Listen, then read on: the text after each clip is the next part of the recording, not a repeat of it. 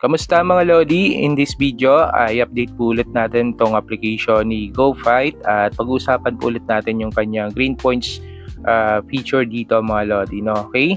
Ayan. So bali dito mga Lods may na-try na po ako na kung saan ay meron na po akong na-out dito na 500 mga Lodi. Ayan. So kung makikita nyo ay waiting pa po siya dito. Okay? So share ko po sa inyo yan kung paano ko po yan nagawa. No? At actually may dalawa po siyang method dito mga Lods. Kaya kung interesado kayo na malaman ito. So, keep watching lang po mga Lods, no? At bago tayo magpatuloy ay disclaimer lang, this video is for information and review purposes only. At kung sakali magustuhan nyo nga pala yung mga ganitong klaseng content, don't forget to like this video and subscribe para updated po kayo sa mga bagong apps at videos ko na i-upload. Salamat!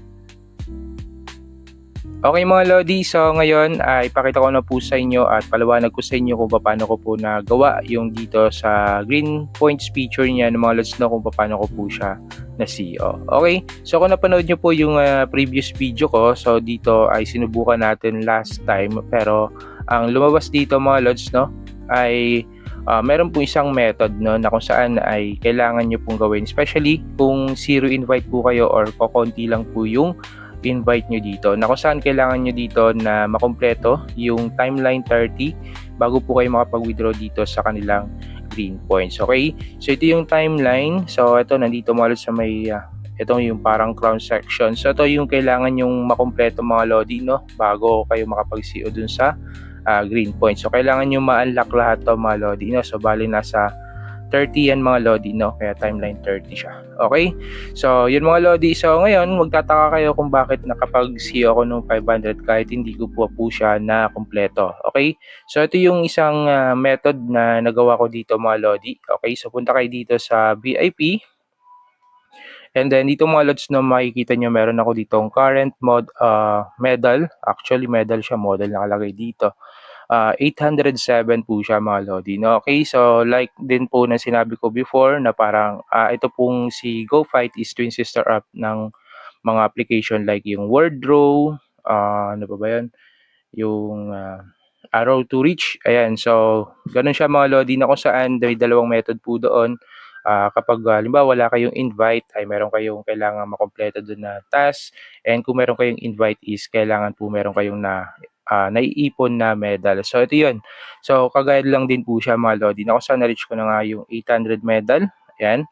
And after nun, so nung tinry ko dito sa 500, isa ito na nga mga Lodi. No? So ito yung CO ko nung July 1. Ayan, so waiting pa lang siya mga Lodi, no? Kasi yan, kahapon ko lang siya na CEO. So ngayon, check muna natin. So July 2.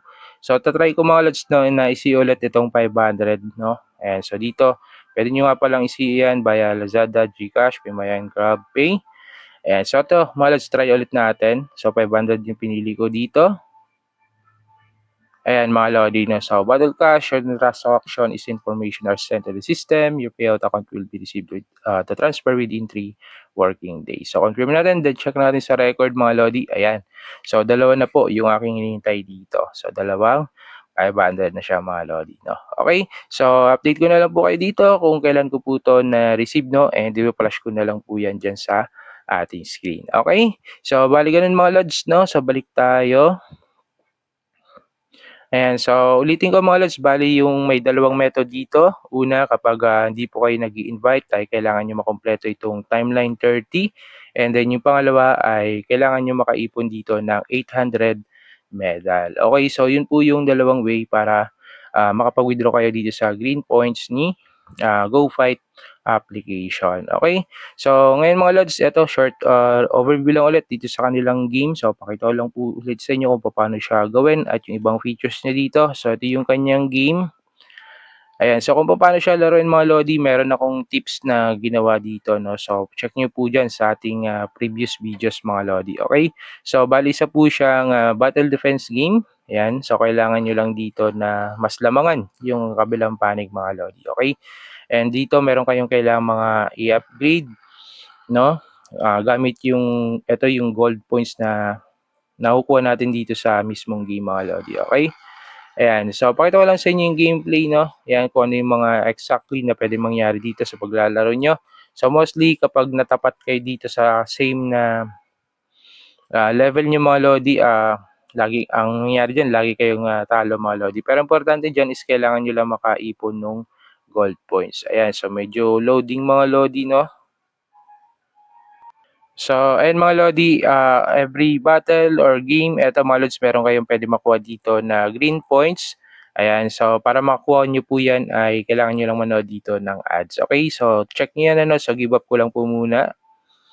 And then yung isa pang puwede natin makuha dito is itong gold points mga lodi na kung saan yung kailangan nating gamitin dito pang-upgrade para 'yan mapabilis po yung or makumpleto po natin yung pinakang timeline 30 dito, okey? So I get ko na lang po muna siya.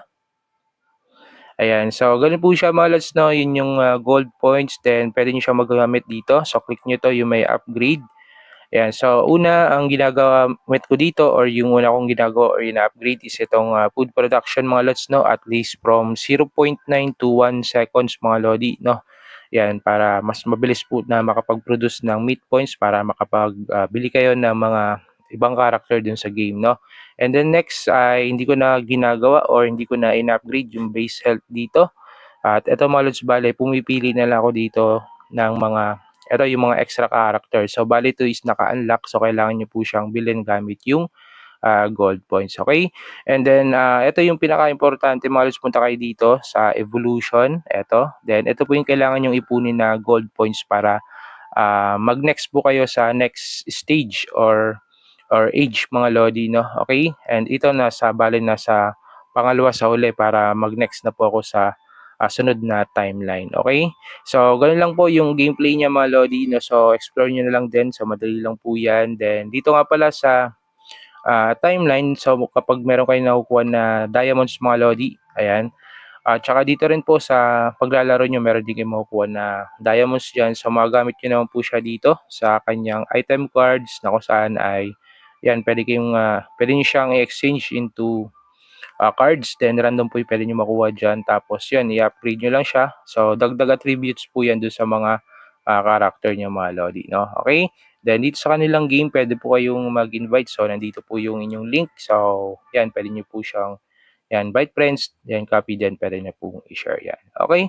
So yun lang mga lods yung ating, update dito sa application ni GoFight at kung meron po kayong katanungan tungkol dito, so comment niyo na lang po diyan sa baba para 'yan subukan ko po sa inyo na replyan mga lods and, paliwanag, okey.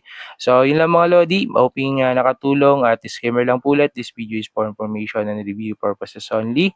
At lahat ng pinakita ko sa inyo dito ay based lang po sa aking personal experience. Okay, so yun lang mga lods, maraming salamat ulit sa panonood and God bless po.